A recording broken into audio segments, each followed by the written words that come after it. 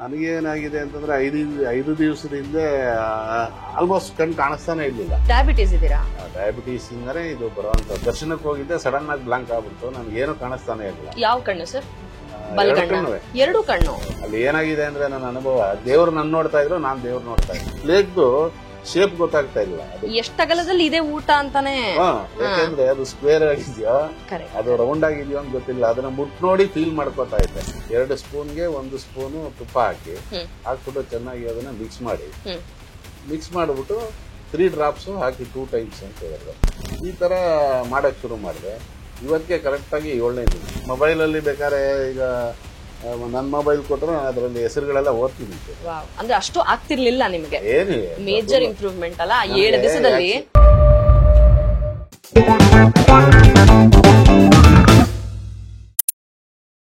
ಇವತ್ತಿನ ಸಂಚಿಕೆಯಲ್ಲಿ ಮೆಡಿಕಲ್ ಮಿರಾಕಲ್ಗೆ ಮತ್ತೊಂದು ಸಾಕ್ಷಿ, ಮತ್ತೊಂದು ಕೇಸ್ ಸ್ಟಡಿ ನಿಮಗೆ ಲೈವ್ ಅಲ್ಲಿ ತೋರಿಸ್ತಾ ಇದ್ದೀನಿ.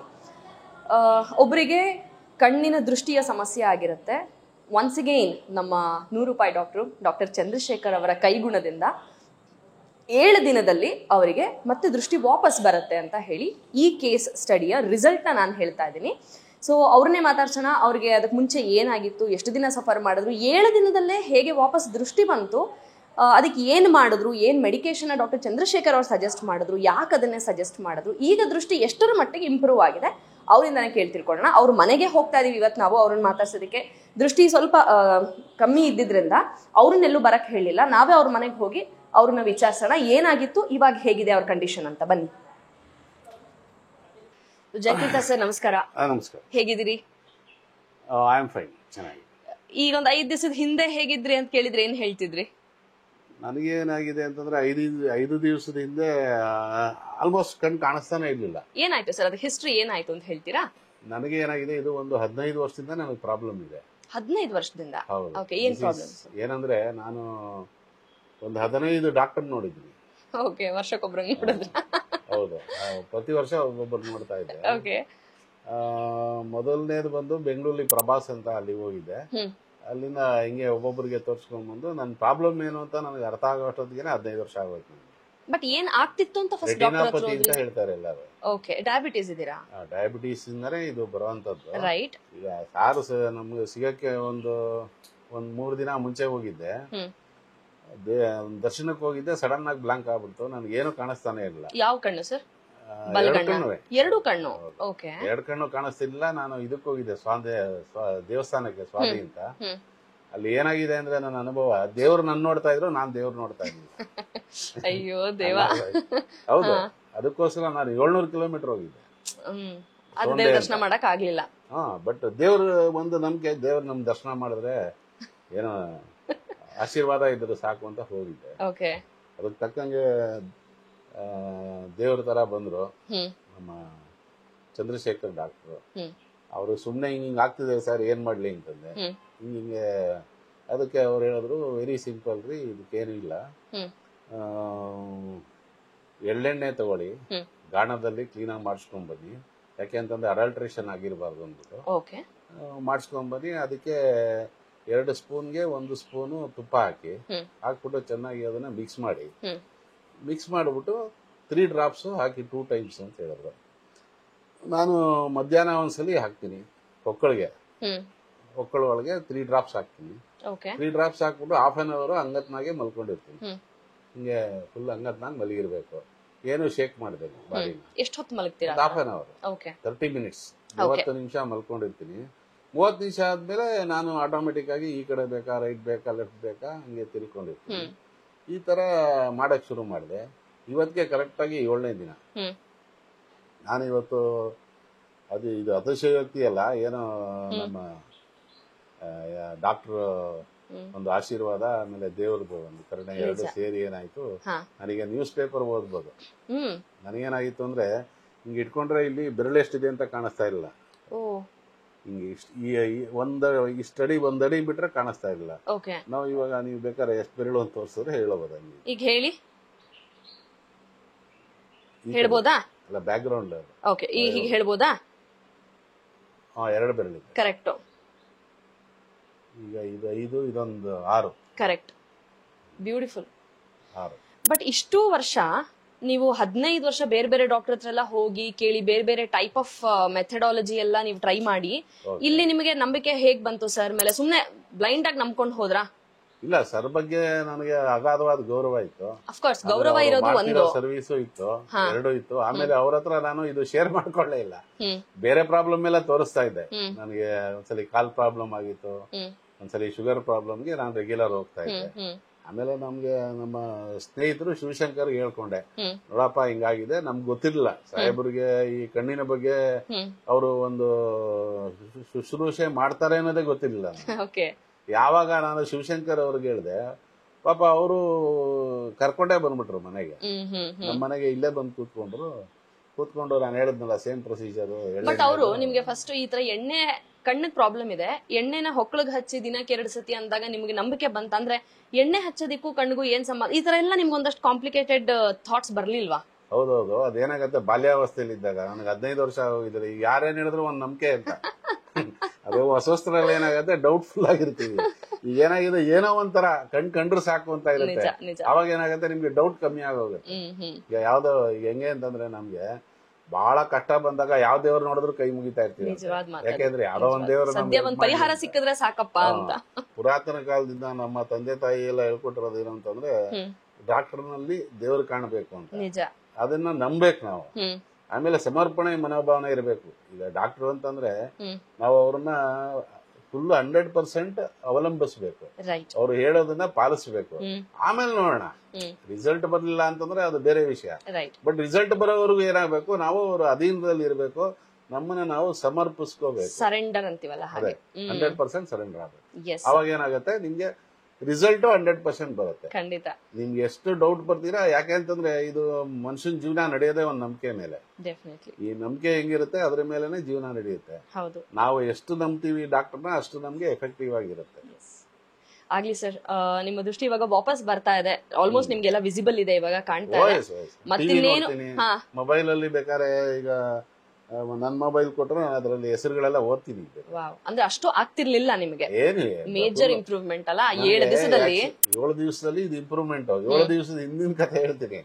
ಯಾಕೆ ಅಂತಂದ್ರೆ, ಇದು ನಾನು ಸೋಂದೆ ಅಂತ ಹೋಗ್ಬಿಟ್ಟು ವಾಪಸ್ ಬರ್ತಾ ನಾವೊಂದು ವೆಹಿಕಲ್ ಮಾಡ್ಕೊಂಡು ಹೋಗಿದ್ವಿ. ಬರ್ತಾ ಅಲ್ಲಿ ಒಂದು ಹೋಟ್ಲಲ್ಲಿ ನಿಲ್ಸಿದ್ರೆ ನಮ್ಮ ಮಿಸಸ್ ಇದೇನೋ ಊಟ ಮಾಡ್ರಿ ಅಂತಂದ್ರೆ, ನನಗೆ ಊಟ ಎಲ್ಲಿದೆ ಅಂತ ಗೊತ್ತಾಗ್ತಿರ್ಲಿಲ್ಲ.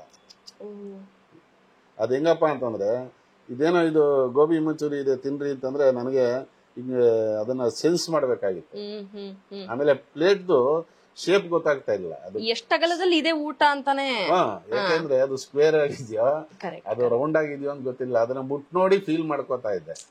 ಆಮೇಲೆ ಅಲ್ಲಿ ಊಟ ಹಾಕಿದಾಗ ಸೋದೆನಲ್ಲೂ ಒಂದು ಬಾಳೆಲೆ ಹಾಕಿದ್ರು. ಬಾಳೆಲೆಯಲ್ಲಿ ಅವರು ಅನ್ನ ಹಾಕಿರೋರು. ಅನ್ನನ ಏನಾಗಿದೆ ನನಗೆ, ಇದು ಅನ್ನ ಬಾಳೆ ಎಲೆ ಮೇಲೆ ಇದೆಯೋ ಕೆಳಗಡೆ ಇದೆಯೋ ಆ ಕಡೆ ಹೊರಟೋಗಿದ್ಯೋ ಅನ್ನೋ ಒಂದು ಇದೇ ಇರ್ಲಿಲ್ಲ. ಏನು ನಮ್ಗೇನಾಗಿದೆ, ಒಂದು ಗೆಸ್ಸಿಂಗೇ ಇರ್ಲಿಲ್ಲ. ಆಮೇಲೆ ಅದನ್ನ ಮುಟ್ ನೋಡ್ಕೊಂಡು ಊಟ ಮಾಡ್ತಾ ಇದ್ದೆ. ಆ ಲೆವೆಲ್ ಅಲ್ಲಿ ಇದ್ದವನು. ಅವಾಗ ಕ್ಷಣ ನೀವು ಭಯ ಆಯ್ತಾ, ಏನಪ್ಪಾ ನನ್ ದೃಷ್ಟಿ ಹಿಂಗ ಆಗ್ಬಿಟ್ರೆ ಏನ್ ಗತಿ ಅಂತ ಒಂದು ಕ್ಷಣ?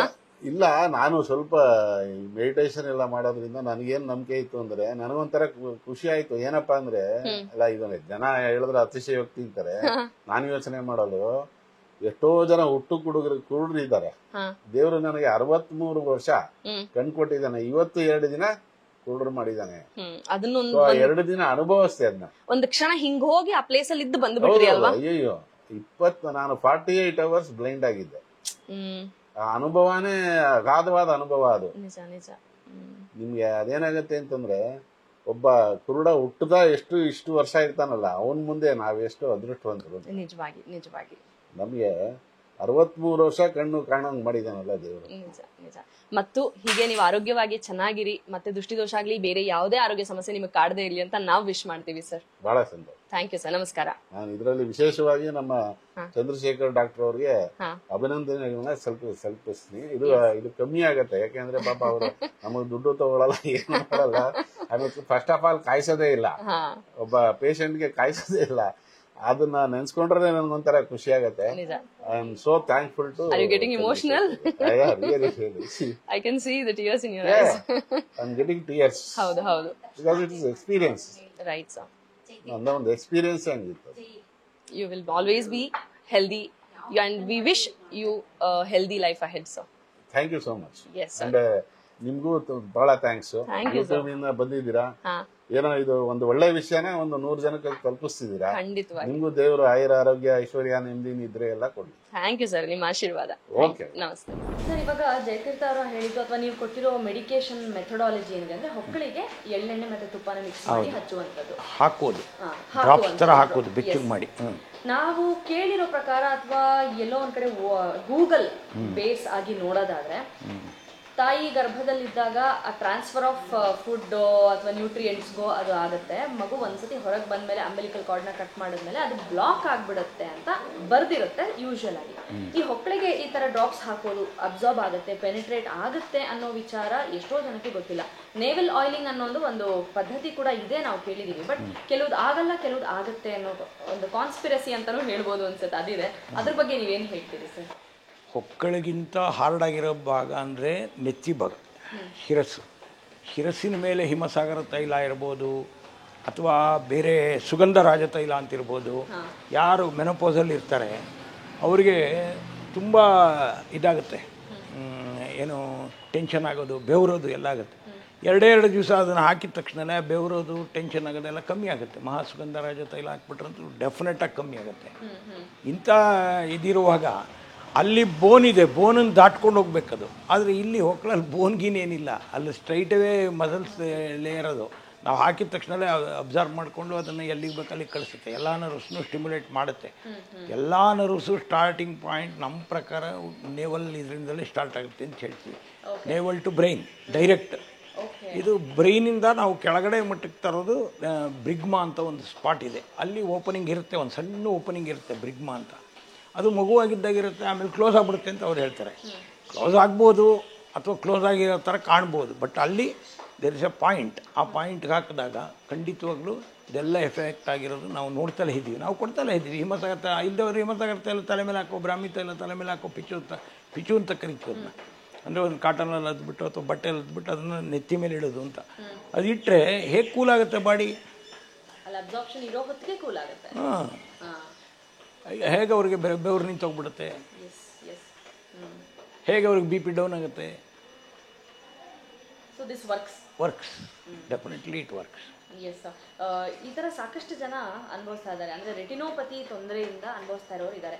ಎಲ್ಲದಕ್ಕೂ ರೆಟಿನೋಪತಿ ಸಂಬಂಧಪಟ್ಟ ಇದೊಂದೇ ಸೊಲ್ಯೂಷನ್? ನಾಟ್ ಓನ್ಲಿ ರೆಟಿನೋಪತಿಯಲ್ಲೂ ಸ್ಟೇಜಸ್ ಆಫ್ ರೆಟಿನೋಪತಿನಲ್ಲಿ ಕಂಪ್ಲೀಟ್ ಡ್ಯಾಮೇಜ್ ಆಗೋಗಿ ಸರ್ಕ್ಯುಲೇಷನ್ನೇ ನಿಂತೋಗಿರೋಂಥ ಸ್ಥಿತಿಯಲ್ಲಿ ಇದೇನು ವರ್ಕ್ ಮಾಡಲ್ಲ. ಆದರೆ retinopathy first stage second stage ಇದ್ದಾಗ ಡೆಫಿನೆಟ್ಲಿ ವರ್ಕ್ಸ್. ಆಮೇಲೆ ಎರಡನೇದಾಗಿ ಎಲ್ಲ ಡಿಸೀಸು ಅಷ್ಟೇ, ಕ್ರಾನಿಕ್ ಆಗಿದೆ ಅಂದಾಗ ವರ್ಕ್ ಆಗೇ ಬಿಡುತ್ತೆ ಅಂತ ಗ್ಯಾರಂಟಿ ಇರಲ್ಲ. ನಾವು ಸ್ವಲ್ಪ ಯೋಚನೆ ಮಾಡಿಬಿಟ್ಟು ಅದನ್ನು ಕೊಡಬೇಕಾಗತ್ತೆ. ಆದರೆ ಒಂದು ಚಾನ್ಸ್ ಏನು ಟ್ರಯಲ್ ಅಂತ ತೊಗೋಬೋದಲ್ಲ, ಟ್ರಯಲ್ ಅಂತ ತೊಗೋಬೋದು. ಸರ್, ಇವಾಗ ಈ ವಿಡಿಯೋ ನೋಡಿದ್ಮೇಲೆ ಯಾರಾದರೂ ರೆಟಿನೋಪತಿ ನಂಗೂ ಈಗ ಕಣ್ಣು ಮಂಜಾಗ ಶುರುವಾಗಿದೆ ಅಂದರೆ ಅವರೇ ಮನೆ ಮಾಡ್ಕೋಬೋದು. ಈ ಅಕಸ್ಮಾತ್ ಡೋಸ್ ಜಾಸ್ತಿ ಆಯಿತು, ಒಂದು 2 ಡ್ರಾಪ್ ಜಾಸ್ತಿ ಬಿದ್ದುಬಿಡ್ತು, ಏನು ಆಗಲ್ಲ. ಆಯುರ್ವೇದಿಕ್ಕಲ್ಲಿ ಯಾವುದೂ ತೊಂದರೆ ಮಾಡೋದಲ್ಲ. Thank you very much. Okay, ನಮಸ್ತೆ.